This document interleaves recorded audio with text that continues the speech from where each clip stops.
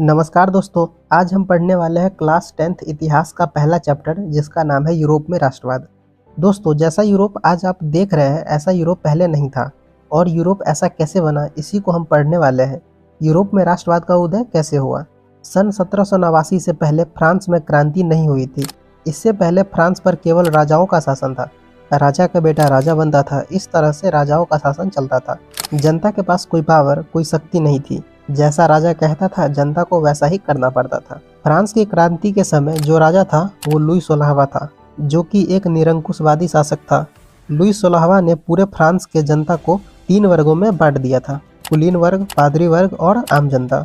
Louis 16वां का कहना था कि कुलीन वर्ग और पादरी वर्ग टैक्स नहीं देगा, क्योंकि जो कुलीन वर्ग थे वो राजाओं के सैनिक थे और अमीर भी थे, इसीलिए वो टैक्स नहीं देगा।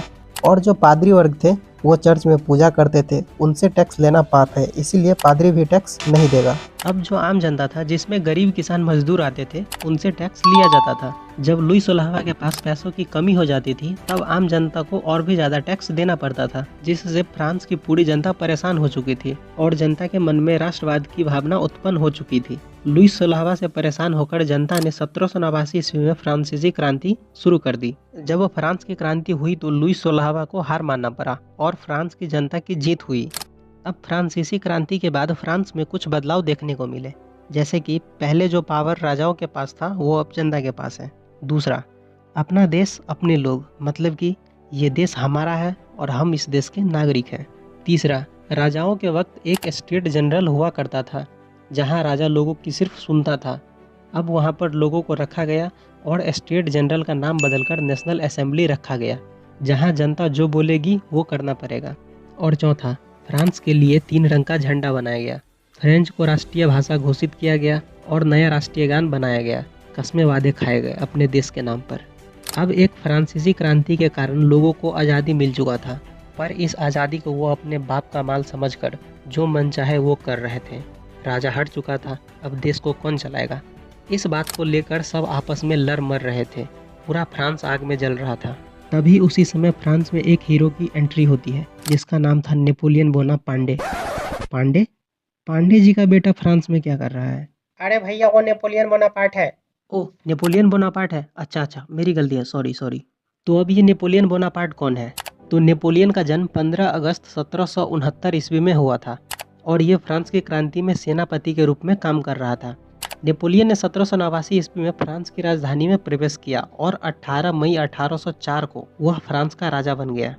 राजा बनने के बाद नेपोलियन ने फ्रांस के अंदर ऐसे ऐसे बदलाव किए कि पूरे यूरोप में फ्रांस का अलग ही दबदबा था। नेपोलियन ने अपना एक कानून बनाया, जिसे नेपोलियन संहिता के नाम से भी जाना जाता है। तो नेपोलियन ने क्या कानून बनाया था उसे देखते हैं। पहला, सभी नागरिकों के लिए एक समान कानून बनाया गया।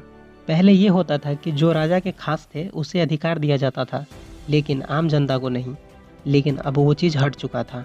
दूसरा, अगर किसी के पास पैसा हो तो वो प्रॉपर्टी खरीद सकता है और उससे वह प्रॉपर्टी कोई छीन नहीं सकता। तीसरा, यातायात के साधन और संचार व्यवस्था को सस्ता कर दिया गया, जिससे व्यापार और तेजी से बढ़े। चौथा, सामंती व्यवस्था को खत्म कर दिया गया। पहले ये होता था कि जमींदार किसानों से काम करवा लेते थे और किसान को बहुत कम पैसा देते थे और सारा पैसा खुद ही रख लेते थे, लेकिन अब वो चीज़ हट चुका था।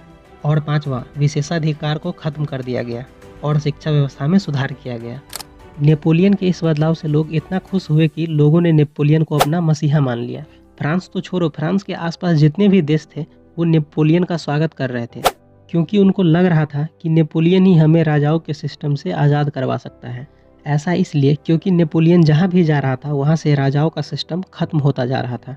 लेकिन उन्हें क्या पता था कि जिस नेपोलियन को वो अपना हीरो समझ रहे हैं, दरअसल वो एक गुंडा था। देखो यार, दुनिया में हर इंसान परफेक्ट नहीं हो सकता। नेपोलियन के अंदर भी कुछ खामियां थी। तुम कह सकते हो कि थोड़ा बहुत नेपोलियन सन की इंसान था। वो आम लोगों के लिए मसीहा था, पर उनके खिलाफ जो बोलता था उसे कुछ दिक्कत होता था। तो नेपोलियन के अंदर क्या खामियां थी? पहला, राजनीतिक आज़ादी ना के बराबर थी। कोई नेपोलियन के खिलाफ कुछ बोल नहीं सकता था। दूसरा, नेपोलियन ने टैक्स को बढ़ा दिया, क्योंकि नेपोलियन ने यह सोच लिया था कि अपने देश को मैं विकसित करके रहूँगा। क्योंकि तुम्हें पता है कि देश को चलाने के लिए क्या चाहिए, टैक्स। इसके बिना देश चलेगा नहीं। और तीसरा, लोगों को आर्मी में ज़बरदस्ती भर्ती कर रहा था। क्योंकि नेपोलियन पूरे यूरोप को आज़ाद करवाना चाहता था। लेकिन अगर तुम नेपोलियन की खामियों को हटा दो तो नेपोलियन पूरे फ्रांस के लिए ही नहीं बल्कि पूरे यूरोप के लिए बहुत अच्छा लीडर था और नेपोलियन के पास बहुत ज़्यादा पावर भी था। पर देखो यार, किसी के पास कितना भी पावर क्यों ना हो, एक न एक दिन वो पावर खत्म होता ही है। 18 जून 1815 ईस्वी को वाटरलू का युद्ध लड़ा गया, जो नेपोलियन का अंतिम युद्ध था। इस युद्ध में एक तरफ फ्रांस था तो दूसरी तरफ रूस, ब्रिटेन, प्रसा, ऑस्ट्रिया और हंगरी की सेना थी। ये युद्ध नेपोलियन हार जाता है और नेपोलियन को कैदी बनाकर सेंट हेलेना नाम के एक टापू पर भेज दिया जाता है, जहां 52 वर्षों की आयु में 1821 ईस्वी में नेपोलियन की मृत्यु हो जाती है। तो दोस्तों, इसके आगे का हम अगले वीडियो में पढ़ेंगे। आई होप आपको ये वीडियो अच्छा लगा होगा। अगर आपको ये वीडियो अच्छा लगा हो तो आप वीडियो को लाइक कर दीजिए, चैनल को सब्सक्राइब कर दीजिए। मिलते हैं हम अगले वीडियो में, तब तक के लिए bye bye and take care.